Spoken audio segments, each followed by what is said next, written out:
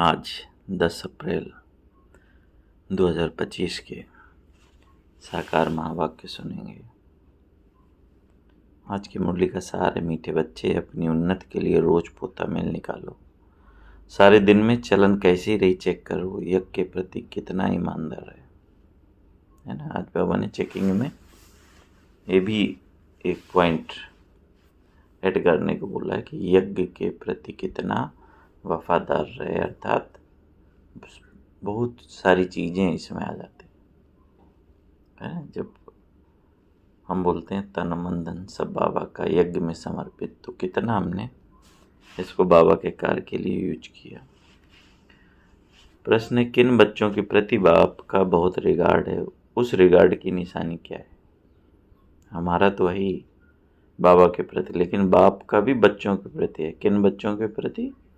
जो बच्चे बाप के साथ सच्चे यज्ञ के प्रति ईमानदार हैं, कुछ भी छिपाते नहीं हैं, उन बच्चों प्रति बाप का बहुत रिगार्ड है। रिगार्ड होने के कारण पुचकार दे उठाते रहते हैं, सर्विस पर भी भेज देते हैं। बच्चों को सच सुनाकर श्रीमत लेने की अकल होनी चाहिए। गीत है, महफिल में जल उठी समा परवाने के लिए। ओम शांति। अब ये गीत तो हुआ रंग, क्योंकि परमात्मा कोई समा तो है नहीं। परमात्मा को वास्तव में समा नहीं कहा जाता। ये तो भक्तों ने अनेक नाम रख दिए हैं, न जानने के कारण कहते भी हैं नेति नेति, हम नहीं जानते, नास्तिक हैं। फिर भी जो नाम आया वह कह देते हैं। ब्रह्मा समा ठीक कर भीतर में भी परमात्मा कह देते हैं, क्योंकि भक्ति मार्ग में कोई भी बाप को यथार्थ रीति पहचान नहीं सकते। बाप को आकर अपना परिचय देना है। शास्त्र आदि कोई में भी बाप का परिचय नहीं है, इसलिए उन्हों को नास्तिक कहा जाता है। अब बच्चों को बाप ने परिचय दिया है, परंतु अपने को आत्मा समझ बाप को याद करना, इसमें बहुत ही बुद्धि का काम है। इस समय है पत्थर बुद्धि, आत्मा में बुद्धि है। आर्गन्स द्वारा पता पड़ता है आत्मा की बुद्धि पारस है या पत्थर है। सारा मदार आत्मा पर है। मनुष्य तो कह देते हैं आत्मा ही परमात्मा है, वह तो निर्लेप है, इसलिए जो चाहो सो करो। मनुष्य होकर बाप को ही नहीं जानते। बाप कहते हैं माया रावण ने सबकी पत्थर बुद्धि बना दी है। दिन प्रतिदिन तमो प्रधान होते जाते हैं। माया का बहुत जोर है ना, सुधरते ही नहीं। बच्चों को समझाया जाता है रात को सारे दिन का पोता मेल निकालो। क्या किया हमने? भोजन देवताओं मिसल खाया, चलन कायदे सिर चली या नाड़ियों मिसल चली। रोज आना अपना पोता मेल नहीं संभालेंगे तो तुम्हारी उन्नति कभी नहीं होगी। बहुतों को माया थप्पड़ मारती रहती है। लिखते हैं कि आज हमारा बुद्धि योग फलाने के नाम रूप में गया, आज यह पाप कर्म हुआ। ऐसा सच लिखने वाला कोटों में कोई है। बाप कहते हैं मैं जो हूँ जैसा हूँ मुझे बिल्कुल नहीं जानते। अपने को आत्मा समझ और बाप को याद करें, तब कुछ बुद्धि में बैठे। बाप कहते हैं भल अच्छे अच्छे बच्चे हैं, परंतु अच्छा ज्ञान सुनाते हैं, योग कुछ नहीं है ना। तो बाबा ने बोले दोनों ही अलग अलग विषय है ना। जैसे ही ज्ञान में भी गहराई चाहिए, ऐसे योग का भी अभ्यास चाहिए। पहचान पूरी नहीं है, समझ नहीं सकते, इसलिए किसको समझा नहीं सकते। सारी दुनिया के मनुष्य मात्र रचता और रचना को बिल्कुल जानते नहीं, तो गोया कुछ भी नहीं जानते है ना। रचना और रचता को नहीं जाना तो कुछ भी नहीं जाना। यह भी ड्रामा में नूंद है, फिर भी होगा। 5000 वर्ष बाद फिर यह समय आएगा और मुझे आकर समझाना होगा। राजा ही लेना कम बात नहीं है, बहुत मेहनत है। माया अच्छा ही वार करती है, बड़ी युद्ध चलती है, बॉक्सिंग होती है। बहुत होशियार जो होते हैं उनकी ही बॉक्सिंग होती है, फिर भी एक दो को बेहोश कर देते हैं। कहते हैं बाबा माया के बहुत तूफान आते हैं, ये होता है। सो भी बहुत थोड़े सच लिखते हैं, बहुत हैं जो छिपा लेते हैं। समझ नहीं है कि मुझे बाबा को कैसे सच सुनाना है, क्योंकि सर्जन से अगर छिपाएंगे तो बीमारी कैसे ठीक होगी। वैसे ही बाबा को सब सच सुनाना है। क्या श्रीमत लेनी है वर्णन नहीं कर सकते। बाप जानते हैं माया बड़ी प्रबल है, सच बतलाने में बड़ी लज्जा आती है। उनसे कर्म ऐसे हो जाते हैं जो बताने में लज्जा आती है। बाप तो बहुत रिगार्ड दे उठाते हैं, यह बहुत अच्छा है, इनको ऑलराउंडर सर्विस और भेज देता हूँ। बस दे अहंकार आया, माया का थप्पड़ खाया और गिरा। बाबा तो उठाने के लिए महिमा भी करते हैं, पुचकार दे उठाऊंगा। तुम तो बहुत अच्छे हो, स्थूल सेवा में भी अच्छे हो, परंतु यथार्थ रीत बैठ बताते हैं कि मंजिल बहुत भारी है। देह और देह के संबंध को छोड़ अपने को शरीर या आत्मा समझना, यह पुरुषार्थ करना बुद्धि का काम है। सब पुरुषार्थी हैं। कितनी बड़ी राजाई स्थापन हो रही है। बाप के सब बच्चे भी हैं, स्टूडेंट भी हैं, तो फॉलोअर्स भी हैं। यह सारी दुनिया का बाप है। सभी उस एक को बुलाते हैं। वह आकर बच्चों को समझाते रहते हैं। फिर भी इतना रिगार्ड थोड़ी है।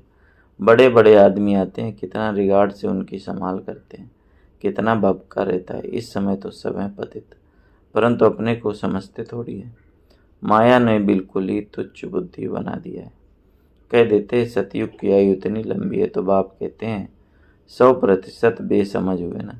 मनुष्य होकर और क्या करते रहते हैं। 5000 वर्ष की बात को लाखों वर्ष कह देते हैं। ये भी बाप आकर समझाते हैं। 5000 वर्ष पहले इन लक्ष्मी नारायण का राज्य था।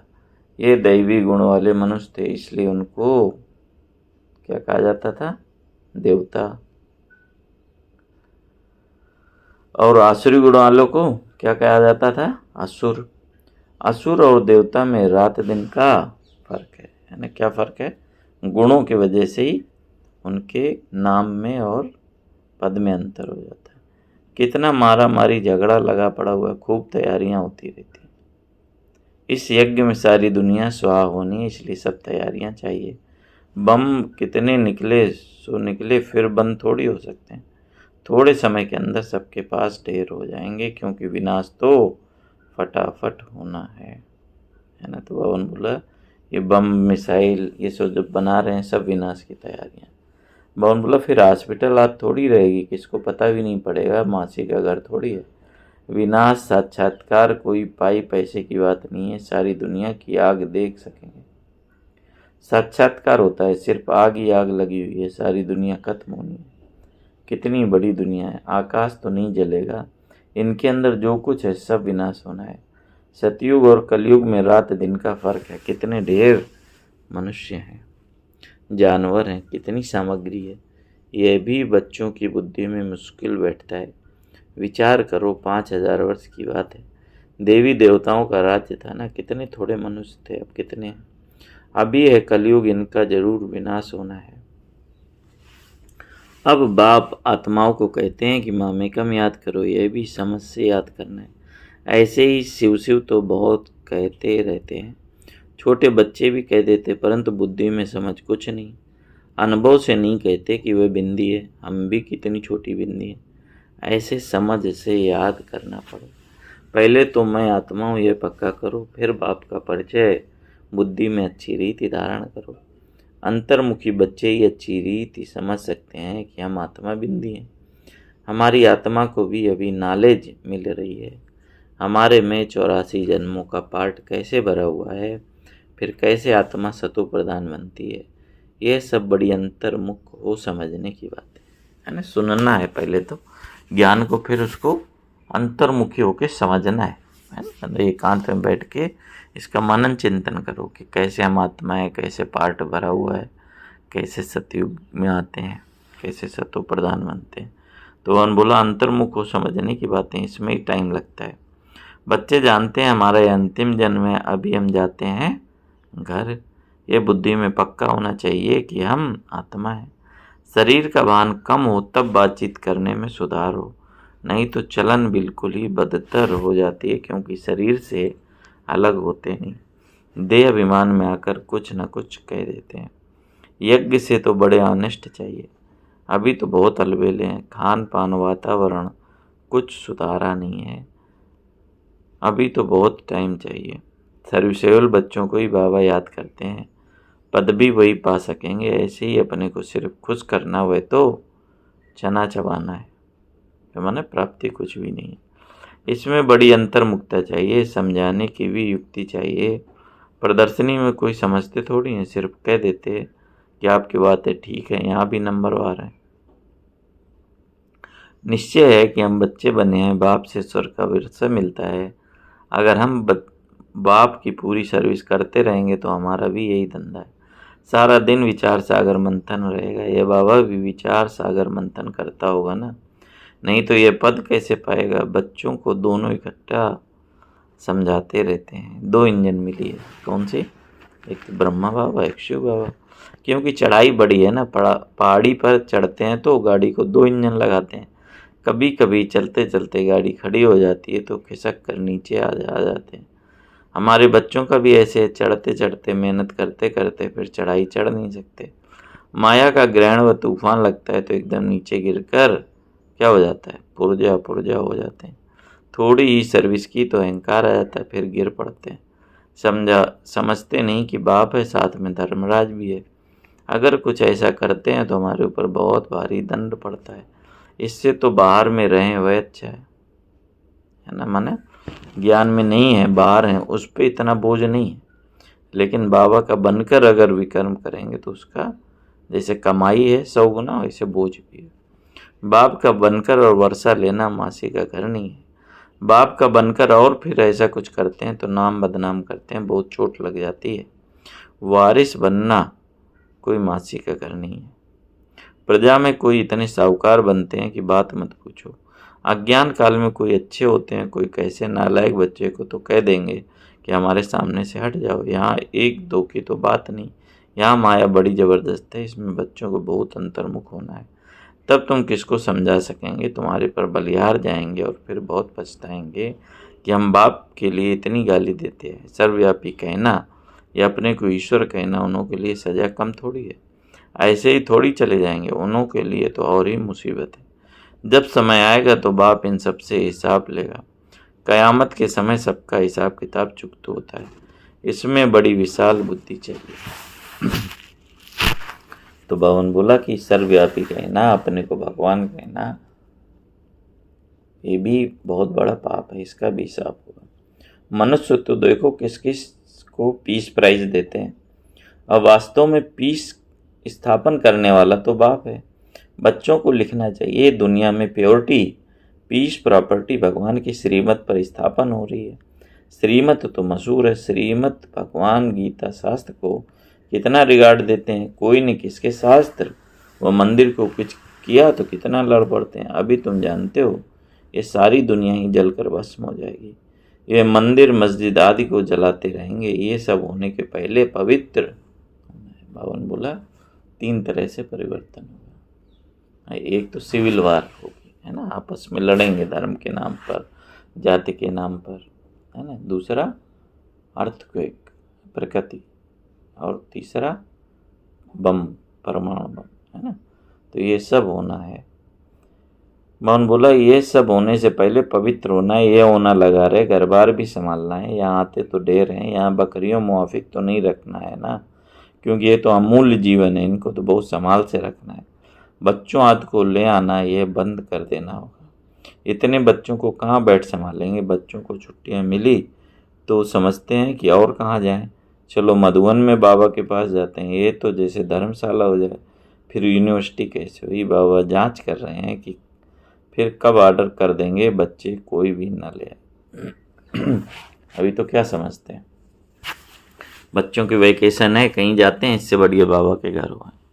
तो उस रीति नहीं, अगर बाबा के प्रति लगाव है, ज्ञान में रुचि है, उस अनुसार है। बाबा ने बोला धर्मशाला नहीं है ये, कोई ये यूनिवर्सिटी है। तो बाबा ने बोला समय आएगा फिर वो भी बंद हो जाएगा, ये बंधन भी कम हो जाएंगे। माताओं पर तरस पड़ता है, ये भी बच्चे जानते हैं शिव बाबा तो है गुप्त, इनका भी किसको रिगार्ड थोड़ी है। समझते हैं हमारा तो शिव बाबा से कनेक्शन है, इतना भी नहीं समझते। शिव बाबा ही तो इन द्वारा समझाते हैं। माया नाक से पकड़ उल्टा काम कराती है, छोड़ती नहीं। राजधानी में तो सब चाहिए, ये सब पिछाड़ी में साक्षात्कार होंगे, सजाओं के भी साक्षात्कार होंगे।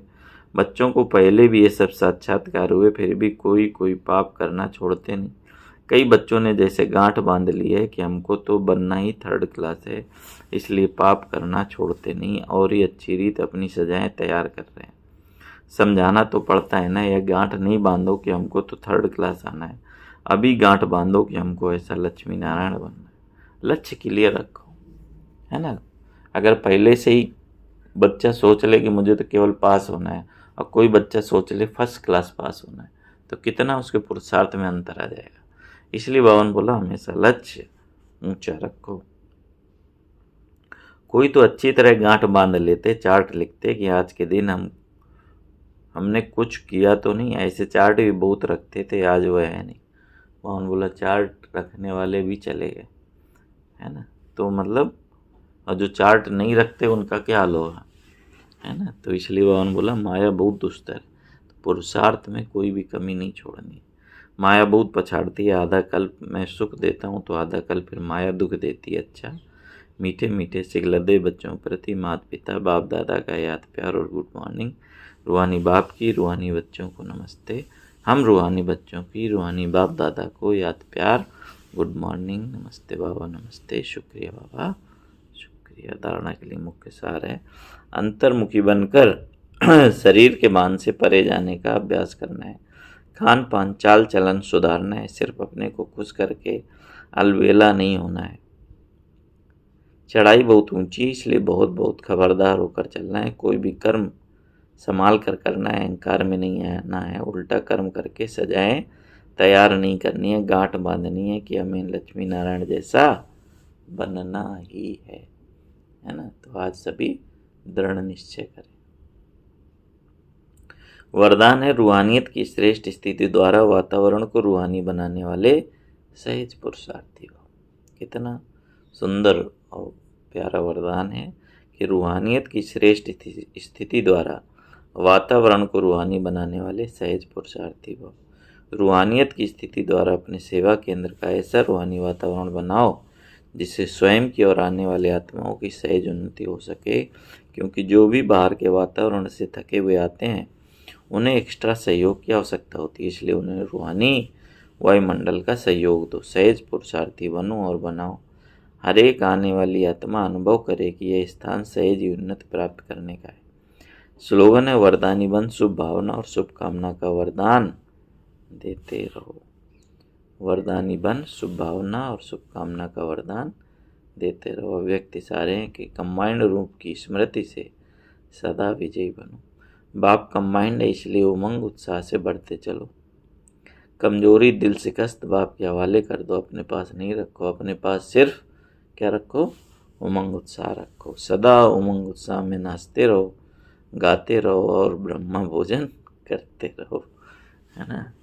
तो इसलिए सदा ही संगम पर ब्राह्मण जीवन में उमंग उत्साह, नाचना गाना और ब्रह्मा भोजन सेंटर पर मिलता ही रहता है।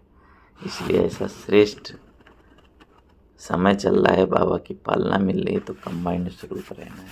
तो इसलिए बाबा ने आज विशेष मुरली पर ध्यान खिंचवाया कि रोज चार्ट रखो, यज्ञ के प्रति कितना ईमानदार है। क्योंकि बाबा का प्यार भी किनसे है, जो ईमानदार हैं, है ना। तो ऐसे सर्विसेबल बच्चों को बाबा बहुत याद करते हैं। अच्छा, ओम शांति, ओम शांति।